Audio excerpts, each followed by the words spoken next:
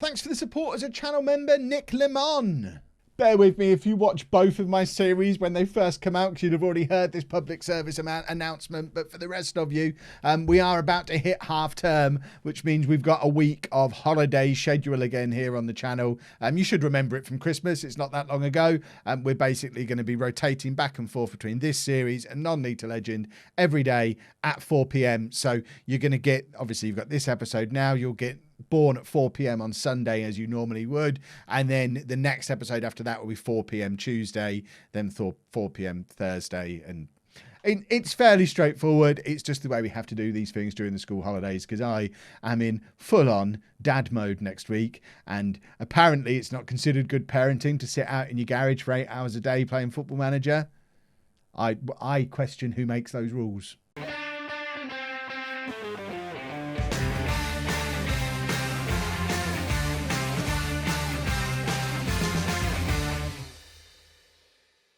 Hello and welcome to part 18 of Bourne Again. I'm Kevin. Coming up on today's episode, we have the first two games of our new season, our third season, in the National League North. We're at home against Warrington and away against Barrow. If you missed the transfer window yesterday, you missed lots of transfers, all of those specifically. But more importantly, you missed a change in direction, a change in tactic for the club. We are moving to a 4-3-3. We have 3 different variants of it we've been training all summer.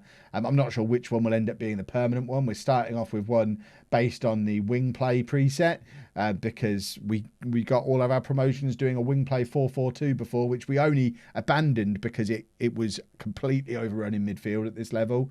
So my thinking is a very similar tactic to the one that we used to get us here, but sacrificing one of the strikers to have a defensive midfielder in. And when the striker we've got is as good as Plange, then hopefully it doesn't matter that we'll only have one of them up there. The other 2 variants, we've got a fluid counter-attacking one, and we've got a Route 1 version as well. So Route 1 is there really as our plan B. If things aren't going well wing play, we'll go Route 1. If we've got a lead that we need to defend, we can go counter-attacking. I'm trying to correct some of the mistakes that we've made on the series in the recent past, and hopefully, finally, we will be able to drag ourselves kicking and screaming out of this this division. I've not struggled with the National League North this much since Nuneaton a few years ago, when in that series we didn't get promoted until the 3rd go after a tactical change. So maybe it's a sign. You know, that series still ended pretty well. We all loved it in the end. So for our first day of the new season, we're going with Griffin in goal. A back 4 of Adebisi. I'll just introduce you to the new players as we meet them. So this is Adebisi, who was at St Neots in this division last year. We've got new boy Morrison, partner in Bartley at the back. Morrison is our new hottest prospect in from Liverpool over the summer. Kyle Bartley's still here and has agreed to a permanent, permanent part-time contract. He's not signed it yet. He will become the highest paid player at the club, but I think he's worth it. He's our best player by a mile. So important to us defensively last season, and he's our captain. So, or is he the captain? I think he's the vice captain actually. I think Plange is the captain because Plange arrived just before him. But the 2 of them are both too good for us and can have all the money that they want.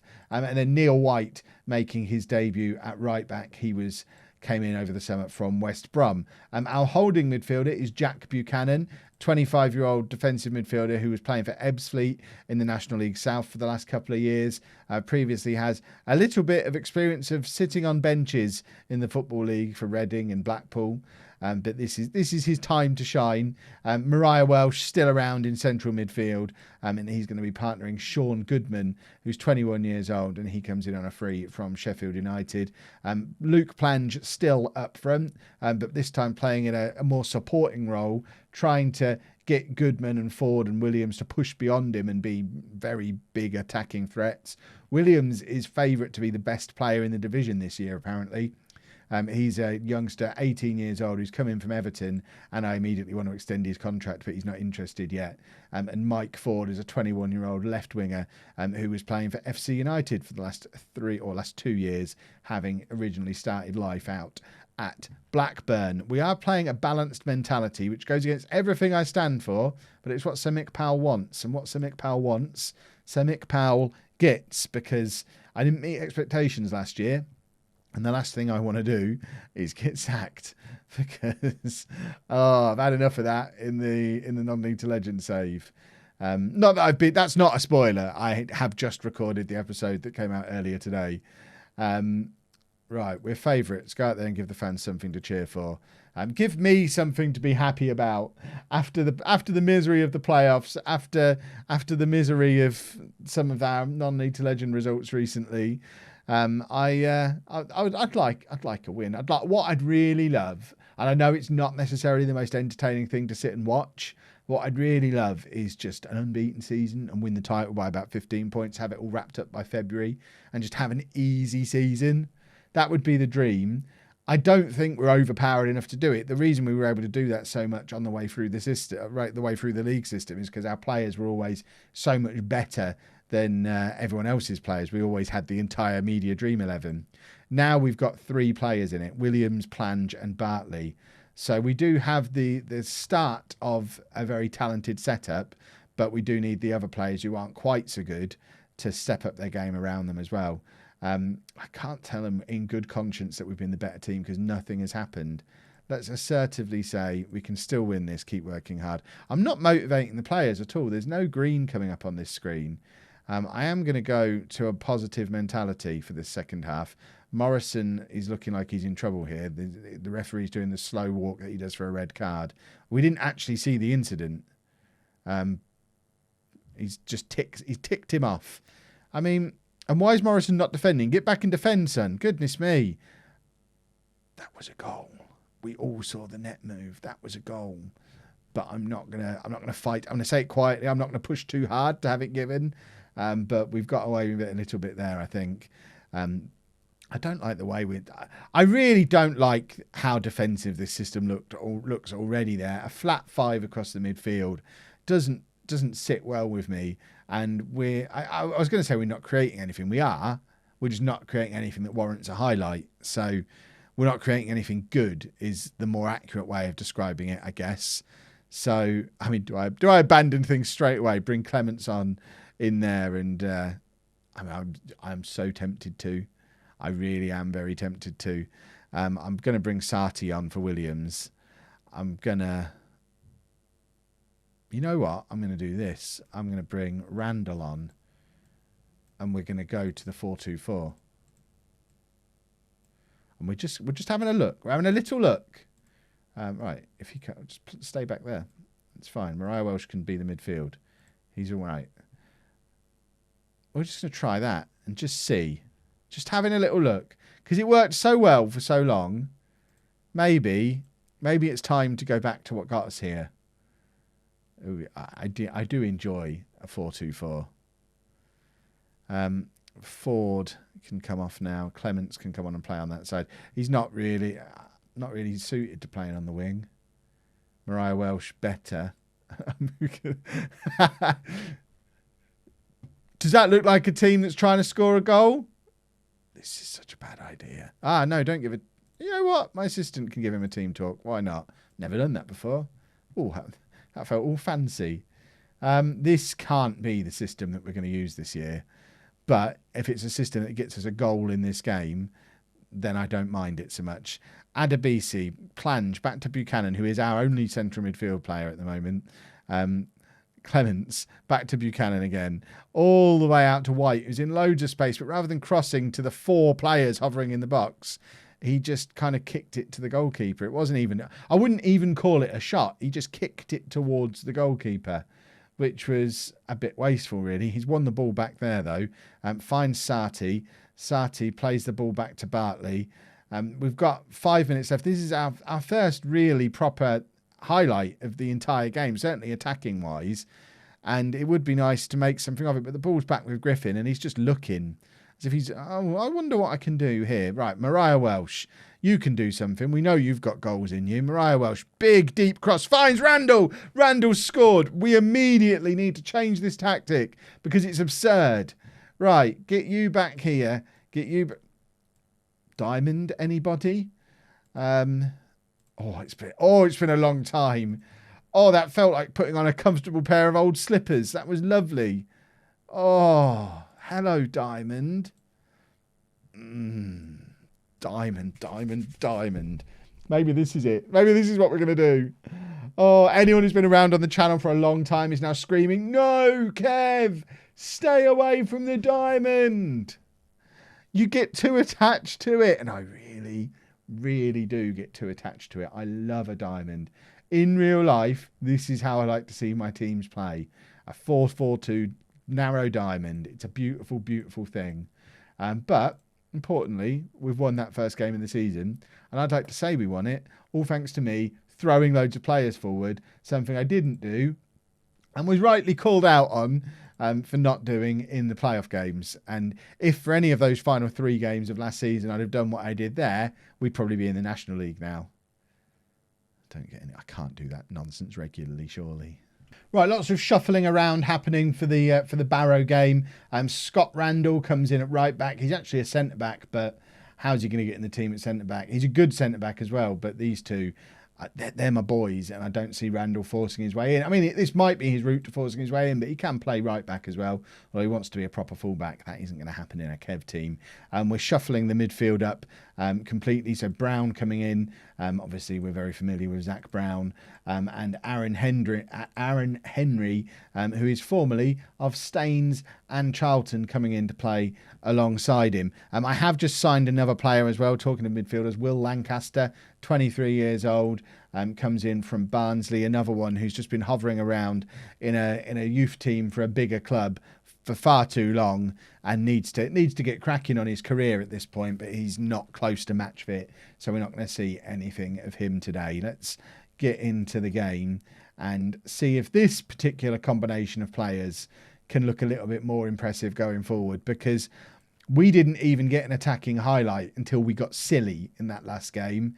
And as much as it's fun getting silly, I don't think it's a mark of a good tactic if the only way you get goals out of it is when you go really silly afterwards. It is interesting to see, though, how relatively easily we coped with defending when we didn't really have a midfield. So I do wonder if maybe our players are a little bit better than I thought they were, and we might actually be able to cope with a more attacking system, knowing that I guess the likes of Kyle Bartley and Morrison alongside him, they should be good enough to see off most defences at this level, you would think. So why is my phone ringing in the middle of an episode? This is unacceptable. My apologies. Postman delivering parcels at the door. Oh, not the parcel I was hoping for. I was hoping for Bourne shirts. Ooh. They're not going to be here for like 2 or 3 weeks yet, but they are coming. Watch this space. Hopefully, maybe even by the time this video is out, there'll be a link to where you can order shirts from on Twitter.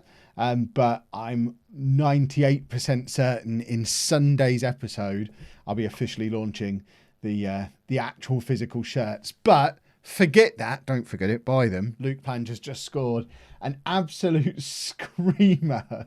What a goal from Plange. Let's just have a look at this from the other angle. And Plange starts this move inside our half.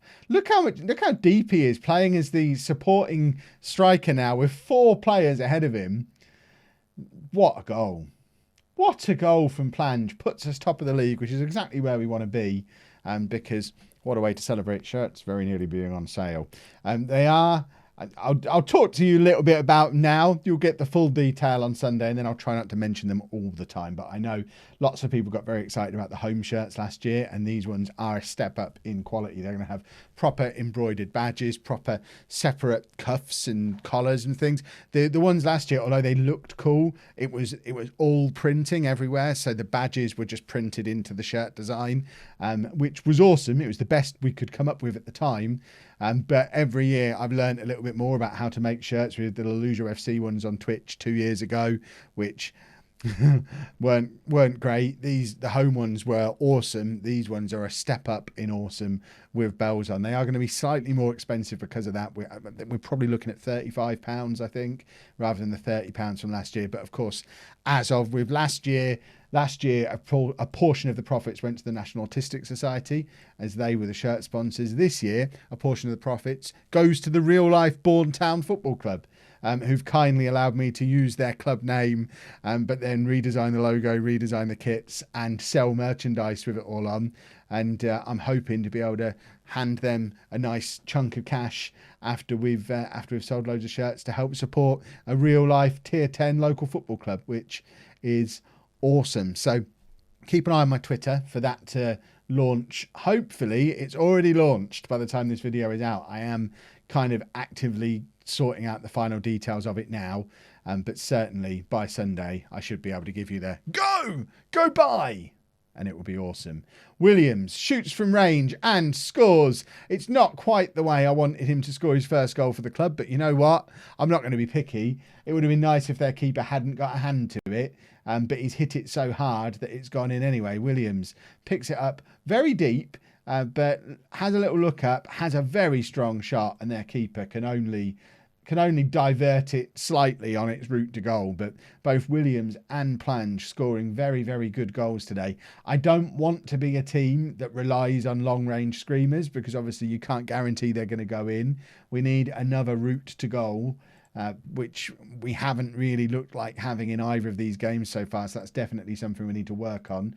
Although obviously Gibson, as our top scorer last year, is going to be a potential option for doing that for us. We'll bring Mariah Welsh on as well. You've got to remember, with all these new signings, I'm still figuring out what my best team is.